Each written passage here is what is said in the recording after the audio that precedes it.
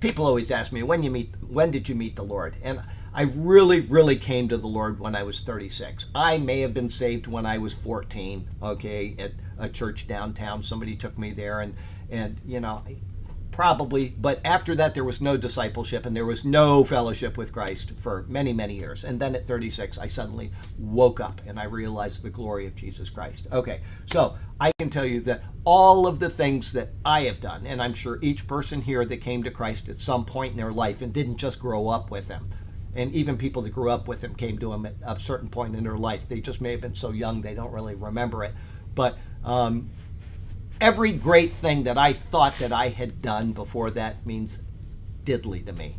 It doesn't mean anything at all to me. I could go back and all the promotions and the honors and the accolades in the Air Force, and I could go back in high school with the cute curl hair I used to have. I'd go out surfing and I'd look great and tan, and it didn't mean anything.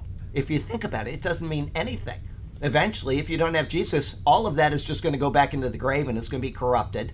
And all the things that you had are just going to be either given away or thrown away or whatever. It doesn't mean anything. If you think about it, there is nothing of value that you are without Jesus Christ. Nothing.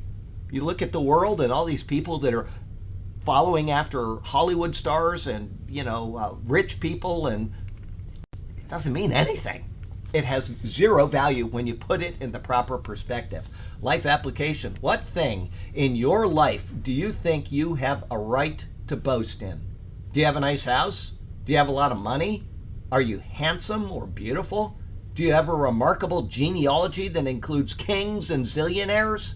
What is it that you feel is the most valuable part of who you are? If you say anything other than Jesus Christ, you have your priorities completely out of whack. Completely. He is the only thing that makes us of any value at all. And apart from him, we have no value. I'm sorry, if you think that you do, apart from Christ, you are wrong. And that's spelled R-O-N-G. Wrong. Okay? There's no value in human existence without Jesus Christ. There's beauty, there's temporary enjoyment of that beauty, whatever. But in the end, you are going to go into the grave and you are going to perish, and everything that you are and everything that you attained will all be gone. Read the book of Ecclesiastes from that perspective and you'll understand what he is talking about. Because it sounds like he doesn't know what he's talking about. One page he says one thing and it seems to say the opposite on the next page. And it's like, what is this guy talking about? But when you take the idea of what Solomon is saying, life under the heavens, life under the sun. Life under the heavens, life under the sun. And he's making a contrast. This is of value.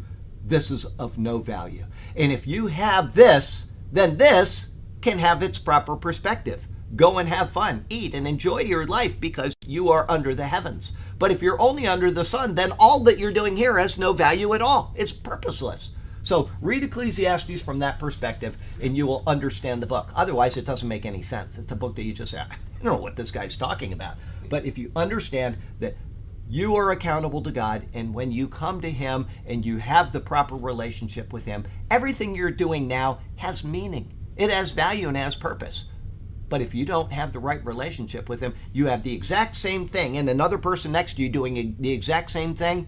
What he is doing has no value, and what you are doing has its own value until the time when you come to be with God.